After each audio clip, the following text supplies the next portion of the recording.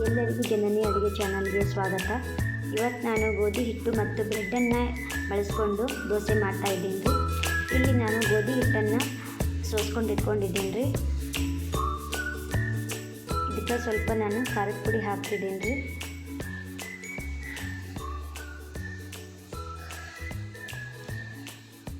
ಇವಾಗ ನಾನಿಲ್ಲಿ ಸ್ವಲ್ಪ ಉಪ್ಪನ್ನು ಕೂಡ ಸೇರಿಸ್ತಾ ಇದ್ದೀನಿ ರೀ.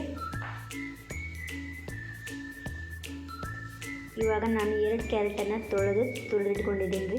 ಅದನ್ನು ಕೂಡ ಇದಕ್ಕೆ ಸೇರಿಸ್ತಾ ಇದ್ದೀನಿ ರೀ.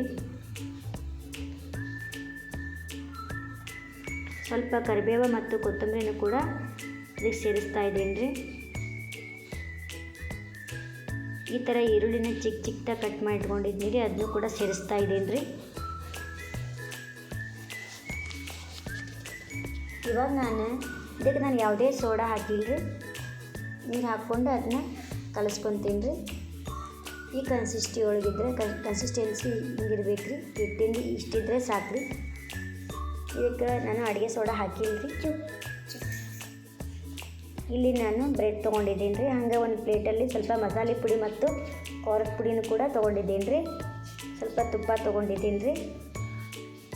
ತವಾನ ಕಾಯಕ್ಕಿಟ್ಟಿದ್ದೀನಿ ರೀ. ಕಾದಿದೆ ಇವಾಗ ತವ.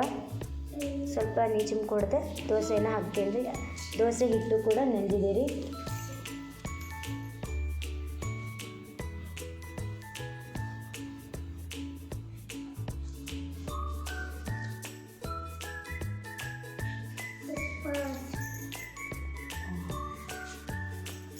ಇವಾಗ ದೋಸೆ ಬೇಯ್ತಾ ಇದೆ ರೀ.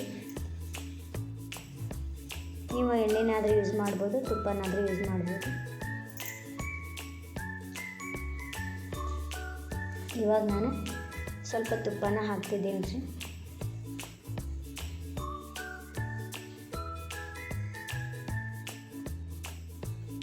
ಈಗ ನಾನು ಮಧ್ಯದಲ್ಲಿ ಒಂದು ಬ್ರೆಡ್ ಪೀಸನ್ನು ಇಟ್ಟು ಆ ಬ್ರೆಡ್ ಪೀಸ್ ಮೇಲೆ ಸ್ವಲ್ಪ ಖಾರದ ಪುಡಿ ಹಾಕ್ತಿದ್ದೀನಿ ರೀ. ಸ್ವಲ್ಪ ಮಸಾಲೆ ಪುಡಿ ಹಾಕ್ತಿದ್ದೀನಿ ರೀ. ಸ್ವಲ್ಪ ತುಪ್ಪನೂ ಕೂಡ ಹಾಕ್ತಿದ್ದೀನಿ ರೀ ಬ್ರೆಡ್ಗೆ. ಈಗ ನೋಡಿರಿ, ಸೈಡಲ್ಲೆಲ್ಲ ತುಪ್ಪ ಬಿಟ್ಕೊತಾ ಇದೆ. ದೋಸೆ ಬೆಂದಿದೆ.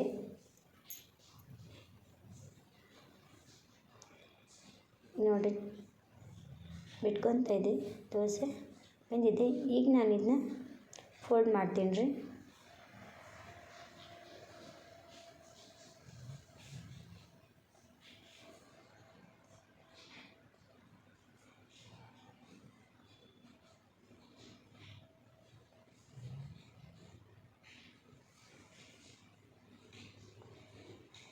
ಮತ್ತು ಈ ಸೈಡ ತಿರುವು ಹಾಕ್ತೀನಿ ರೀ.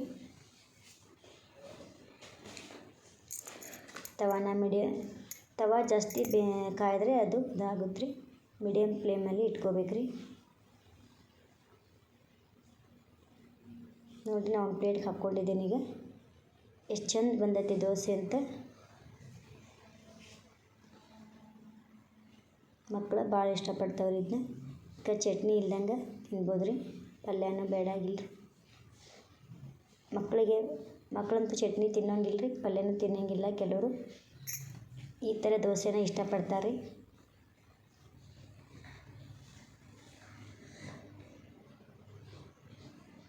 ನೀವು ಮಾಡಿ ನೋಡಿರಿ, ಹೇಗಿತ್ತು ಅಂತ ಕಮೆಂಟ್ ಮಾಡಿರಿ.